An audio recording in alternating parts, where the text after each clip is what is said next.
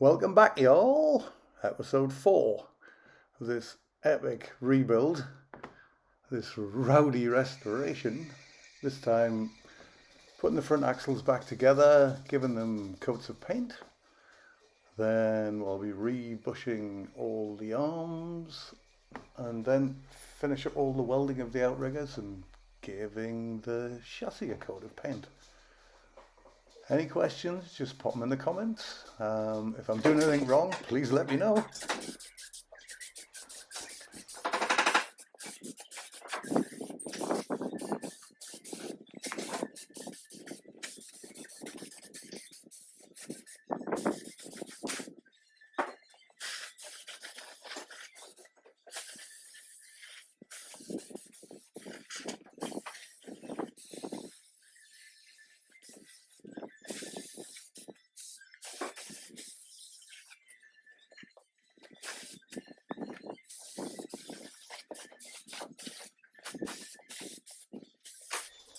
Painting's really not my thing, but I'm giving it a go. And actually the axles have turned out really well.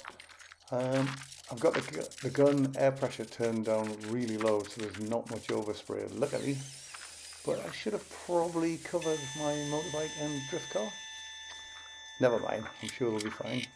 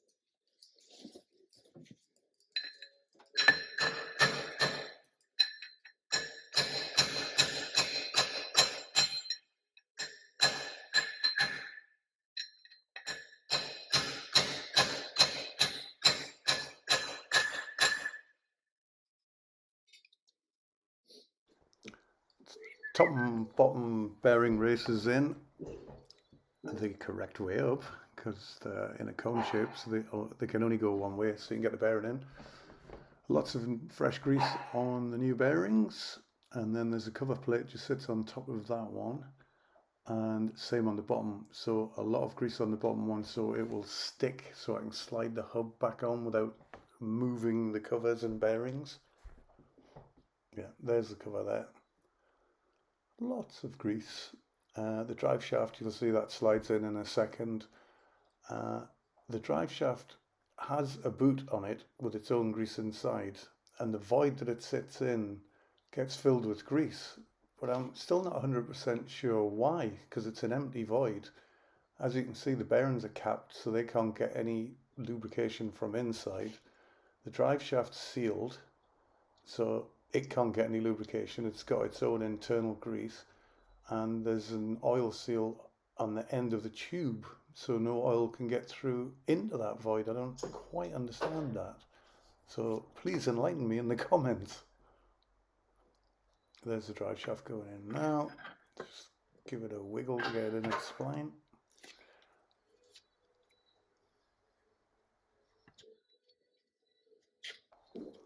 I'm now fitting what they call a scraper seal.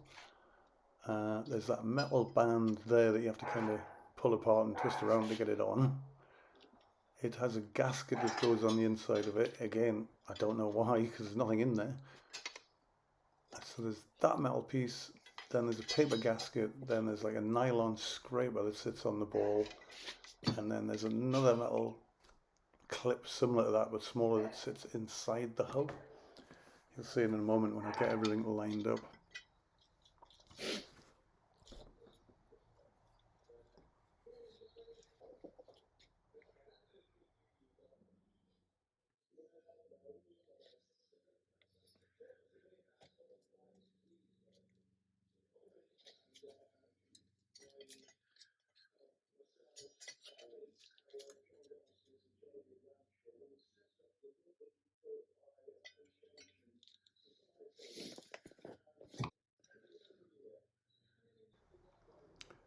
Now on the lower arm there was a shim, a spacer. Luckily I didn't have to reshim this, everything was perfect just with the new bearings. Now this is the tricky bit, I have to slide the hub over without disturbing those two bearings. I've actually got the axle upside down here, so this is the lower arm going on the bottom of the axle. I've now got to line that up, and it's quite a tight fit, it's snug fit. I've got to line that up with the washer and the bearing and just gently tap it into place. As you can see, it is tricky.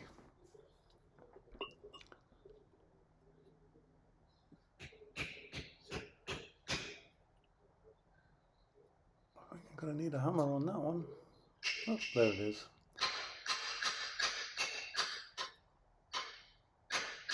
Now it looks a bit brutal, but it's entered in the bearing, so it's not doing any harm. It just now sort of, there you go, driving it in.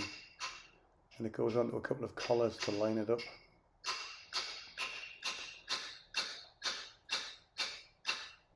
And the bottom one is just a plate without the arm on it, and it's even trickier because you're kind of trying to do it upside down. There you go, there's the plate, and it has a washer on it there, oh shim. And as I say, once these were all tightened up, they're lovely and free, and there's no play in the steering joint.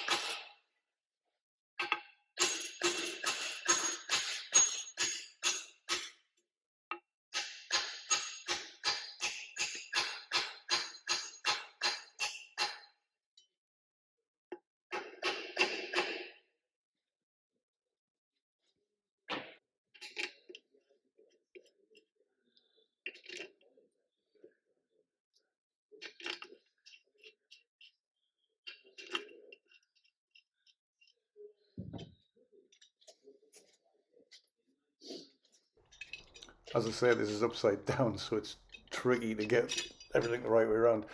Where I'm at now will be the top of the axle.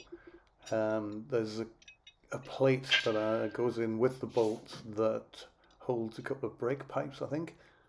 And now that one's a bit tricky to get the bolts lined up because it doesn't have like the little collet things. I can't remember the exact name of them. Like the bottom side does. So you've just got to keep tapping it till the bolts are happy to go in.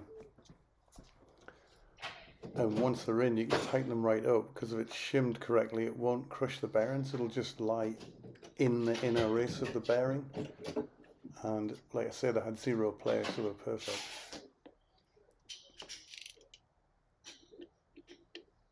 Probably a bit painful to watch this, but I can assure you it was quite painful to do, and that was first attempt. They went straight in. I didn't have to pull them apart and realign them, and I've hardly cut any bits out of this. I've just let it run. Anyway, while you're watching this, do you prefer commentary like this, a live commentary, or subtitles as I've done before? Any little things like that, just let me know in the comments. I'm open to criticism. I just want to improve the editing. So help me with that, please. Thank you.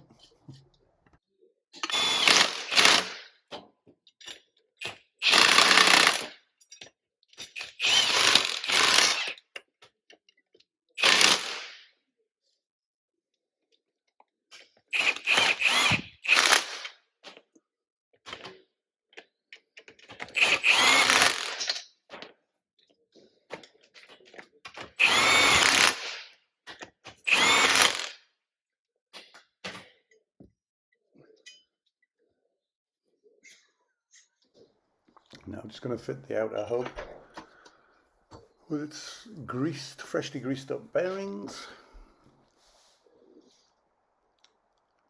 And then we've got to tighten the drive shaft. Now we've got a threaded ring that goes on first, and you snug that up to the bearing. Don't like tighten it, you just touch it up, nip it, and just take off the free play, because again, it's a tapered bearing and you don't want to crush it. If you get that too tight, you'll run the bearing out. So again, you've got to just get a feel for it.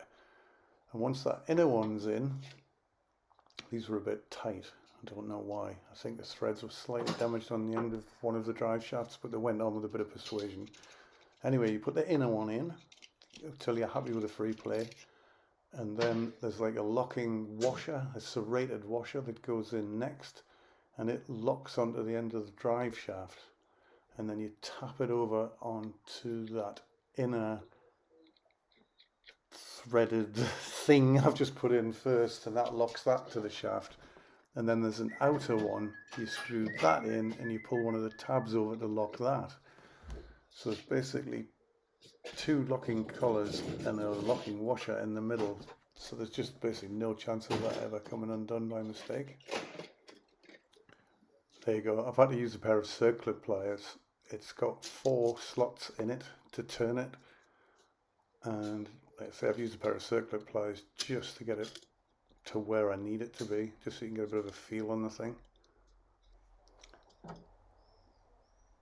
And there's the serrated lock washer I was on about.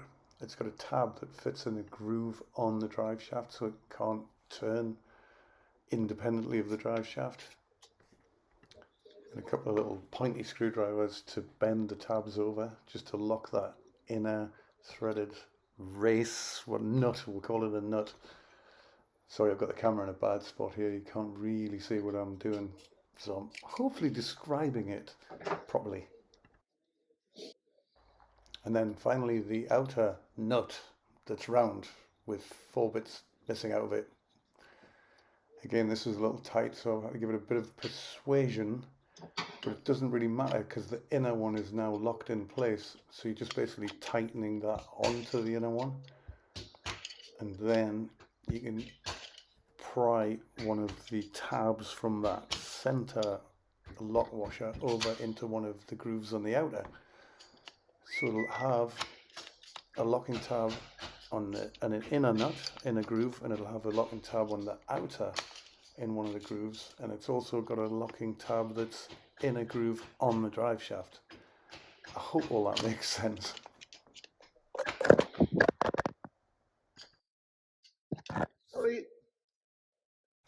Sorry, I knocked the camera over there. There you go. I'm just prying that one out now to lock the outer nut that is round with 4 grooves in it. And finally, just put the center cap on to stop any dirt getting out and keep the grease in. And then just give everything a little wiggle and shake, make sure there's no free play and everything's moving nice and smooth, which it is. Hurrah!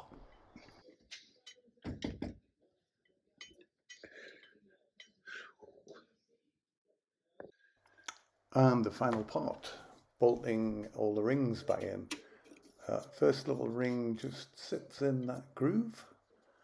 Then the squidgy one, the nylon one, you've got to sort of gently prise it up with the outer plate and just keep sort of pushing it up the bevel, because it's small in the bevel, it's meant to stretch over that bevel. I'll say it again, on the end. Yeah, you'll see as I go along, it's fiddly, real fiddly. But once you've got everything lined up with a bolt, just gently snug them up together.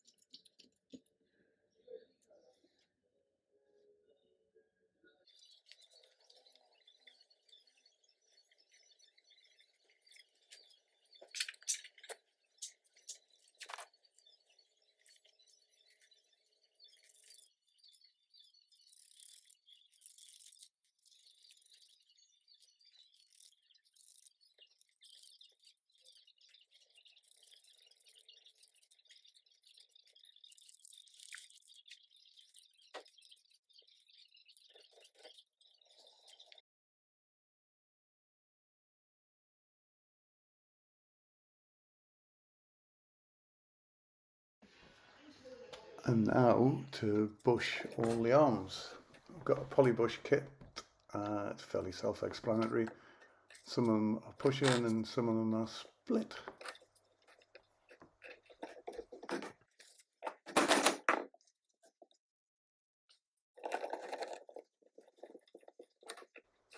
And I'm using really soft vice jaws just so it doesn't mark any of the fresh powder coating.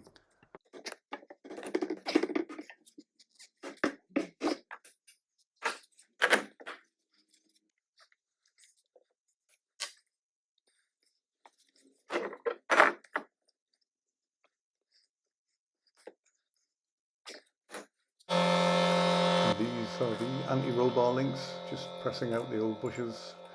I forgot to do them. I took all the old bushes out of all the other arms on the previous video. Quick go over in the aqua blaster to get rid of all the rust and old paint, and then give them a quick coat of zinc paint and then some black RAL paint to make them look really pretty. The bushes in the main arms are split into two, which just makes it so much easier. You press one side in, or just push one side in, put a load of grease on them, flip it over and put the other side in. Ping, my phone.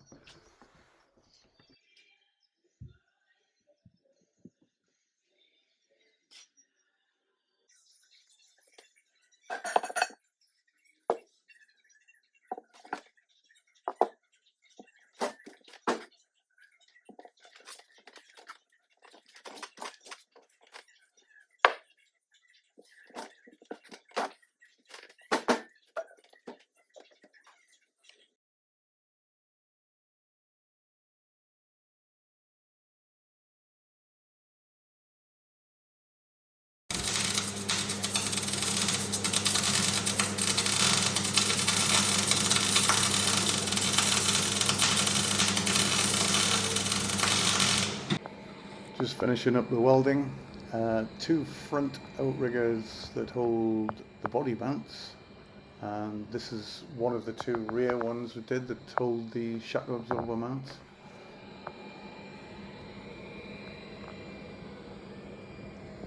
The rear ones I got supplied with a heavy duty bit of tube that had been machined down to fit inside the original, so you just cut it off and hammer it in, plug weld it and weld it around. That's one of the front ones, and there's the rear shock absorber mount all done.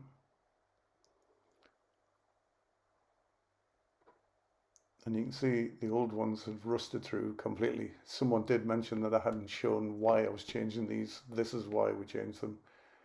And the rear bar had a big ding in it, so I heated it and manipulated it with a hammer back into shape. And finally, a couple of coats of RAL 9011 paint, which apparently is the original Mercedes colour for chassis and axles.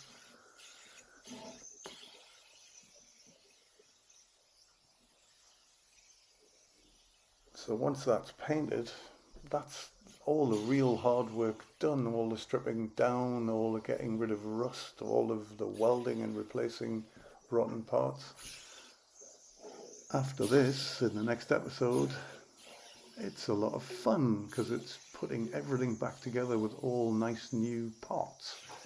I've already replaced the handbrake cables, you can see just above my head there, and I've replaced the brake and clutch master cylinder. Before we join the two back together, we'll be putting all new brake and fuel pipes on the chassis, ready to marry the two together. Obviously I'll be putting all the axles back in, the gearbox and the transfer box. But we also, in the next episode, will be putting in a different engine. It had the 5-cylinder 2.9 non-turbo single cam engine in it, and it's now getting the OM605, which is 2.5 turbocharged twin cam engine, like a really solid tunable engine. It's all been reconditioned. It's had a new Recon manual pump on it, so it'll go very well with that. I'm looking forward to piecing it all back together. See you in the next episode. Thank you very much for watching. Please drop in the comments. I'm open to any criticism, no matter how harsh. Just let me know what I'm doing wrong, let me know what I'm doing right, and I hope you enjoyed it. Please like and subscribe, as they say on all the other YouTube stuff. Cheers, bye bye.